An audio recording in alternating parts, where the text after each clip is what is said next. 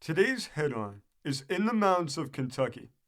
The subheadline says, Miss Trimble, the Commercial Tribune correspondent, attends preaching. Happy sketches of mountain life in its simplicity and genuineness. A night in a mountain home. The tonic sulfa system had preceded our tours. The girls in the cull list. Bits of dialect. This article was written by Miss Trimble as the special correspondent to the Commercial Tribune. This article was written from Chenoa, Bell County, Kentucky, on July 20th. It says, Sunday preaching in the heart of the Kentucky mountains. The preacher was tall, lank, and colorless. He swung his long arms as he spoke, and punctuated his sentences with tobacco spitting. Around him, in the log meeting house, sat his admiring parishioners, lean, tanned mountaineers, who nodded their heads in approval as the preacher proceeded with his discourse. He took his text and left it where he took it. He never referred to it again. He was low and high, subdued and frantic, gentle and ferocious.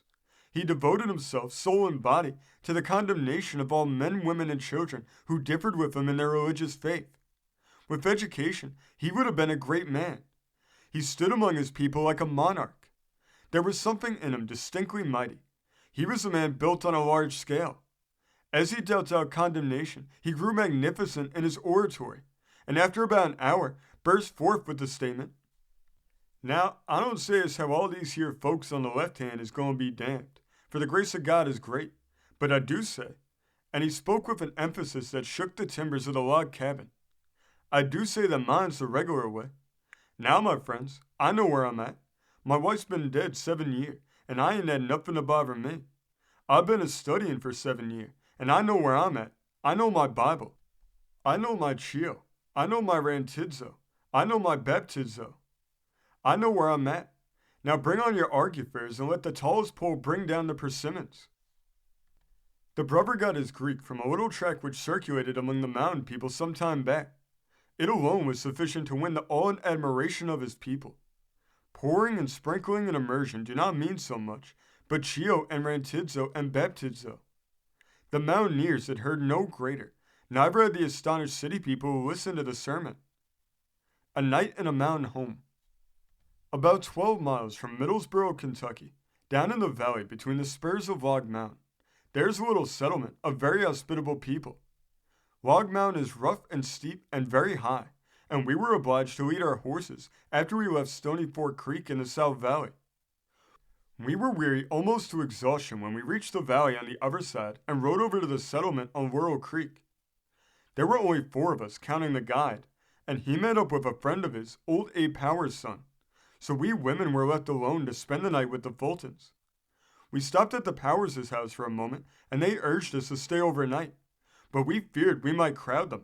It seemed to us that their one room, with the 4 large beds, in which were to sleep the grandmother, the father and mother, our guide and his friend, the son of the family, 1 grown daughter, and 6 little children, would be quite full enough, so we insisted that we go on to the Fultons. Mrs. Powers told us that the Fultons were rich folks anyhow, and that they had good eating, so we went. These rich folks lived in a 4-room frame house, which Mrs. Powers said done had green paint on it once, but it had all worn off. Pop and Mom were both away, so the duties of host and hostess fell on the son and daughter of the family, the one a young fellow of 19, the other a woman of perhaps 25 years. The girl was rather pretty, although there seems to be nothing like real beauty among these mountain women. The field labor destroys it, I suppose. But she welcomed us cordially to the house, and apologized for her bare feet, saying that it was just so eternal hot she slipped her shoes off, though she got plenty land knows. The first thing the boy asked us as he passed around fresh water was, Well now, ain't none of you got no men? We were forced to reply that not one of us had a man, and throughout our stay we were subjects for the compassion of the family on that account.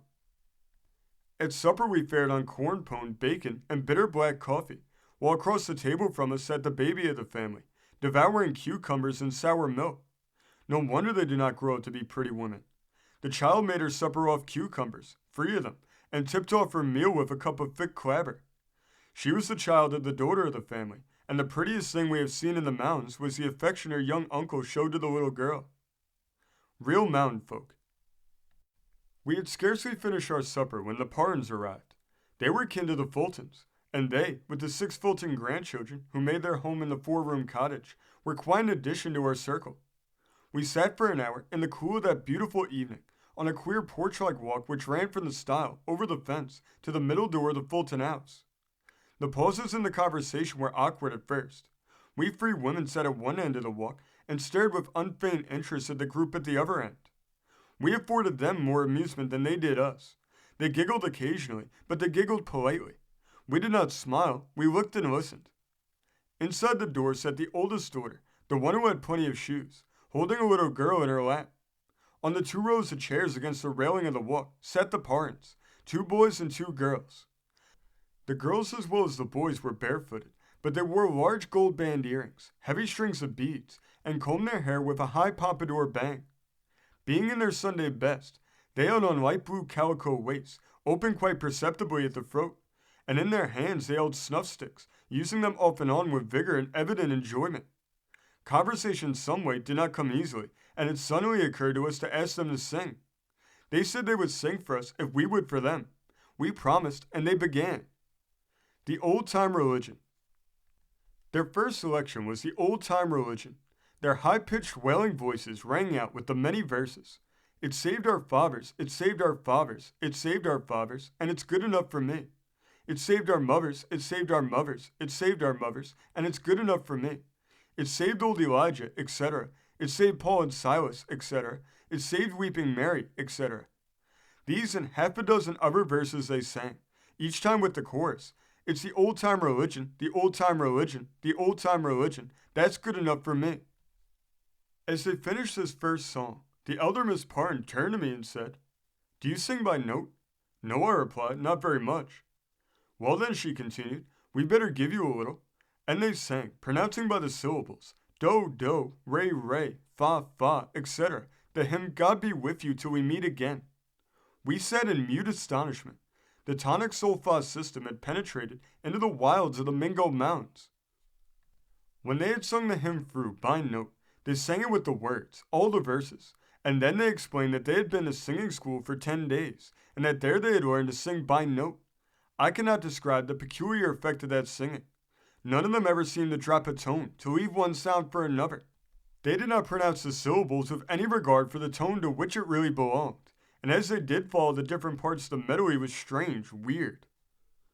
The singing school, so they explained, only lasted 10 days, so they didn't get it all learned. What they did learn was, however, to us, well worth the while. When they had finished singing, they again urged us to sing, and though we scarcely counted ourselves musicians, we sang the Soldier's Farewell. Their amusement knew no bounds. They said they liked it and all that, but the sentimental words really shocked them. They laughed and nudged each other and looked embarrassed. To my surprise, when I suggested it, they wanted to learn the Old Kentucky Home. I turned teacher for a while, and they picked up the air very readily. When we went to bed that night, we laid our ponchos across the feather bolsters and slept as soundly as if we had been at home. The Cull List. In the morning, we passed on down Laurel Fork, up Pine Creek to Big Clear Creek, where we called on Bill Henderson's folks. "Well, now," began Bill's wife, "what makes you ride man fashion?" "In order to stick on, Mrs. Henderson, that's the chief reason. We can't ride the way you mountain women can." "Well, now, what you need is to girt your nag up tight around the belly and hang on. Your nags ain't barefoot, is they?" "Oh, no, their shoes are all on. The trouble's not with the horses, it's with us." "Do tell. Well, you all married?" "No," we were again obliged to reply. "No, we are none of us married." "Better look out, hadn't you? You'll be getting on the cull list." "On the what?" we questioned. "On the cull list. You're nigh 20, I'm thinking." "Yes, we're beyond 20. But what's the cull list, Mrs. Henderson?"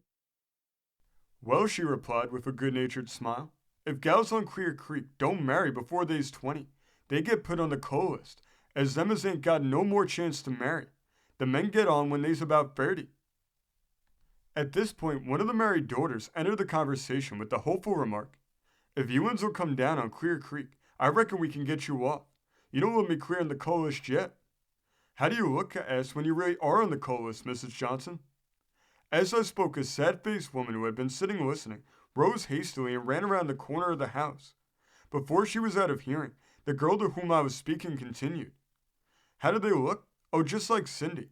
Cindy's my aunt, and she's on the cull list. She's been there 10 years or more. She can't marry now. Well, what will she do all her life if she's on the cull list? Just bum around among her folks, I reckon. And the men that gets on the list, they can't never marry unless it's just some old widow woman. They told us that the mountain girls usually marry before they are 20, and that the average age is from 12 to 15. If a girl does not marry, her life can scarcely be very happy down on Big Clear Creek. Poor Cindy. I shall not soon forget the pathetic look on her face as she slunk away at the mention of the cull list. Bits of dialect. The use of hit for it in the mounds is quite Chaucerian. The H astonished us at first, but we have gotten used to it now. The first time our attention was called to the word was during our stay in Manchester. One of the men in our party wanted a cake of sweet chocolate, and he went to a store to buy it, only to be met by the announcement, "Well, we ain't got but one cake of that stuff, and the rats have been at it." Our friend bought the chocolate all the same. Since that notable instance, we have heard hit on all sides, and really begin to have an affection for the word. There is something very charming, too, in the way the mountain people talk of the preachin'est man, the workin'est woman, the goin'est man. Down here, when a man means he has no fault to find, he says that he ain't hidden nothing. And when he wants you to understand that he has his wits about him, he tells you his mother's with him. A confusion, I suppose, of our use of the term mother wit. This story came from the great state of Ohio, being reported in the Commercial Tribune of July 24th, 1898. Thank you for joining us today. If you want to continue to uncover all of America's lost and forgotten history, then remember before you leave to hit the subscribe button, hit the notification bell, and remember to like and comment below. And we will see you next time on Americana Archives.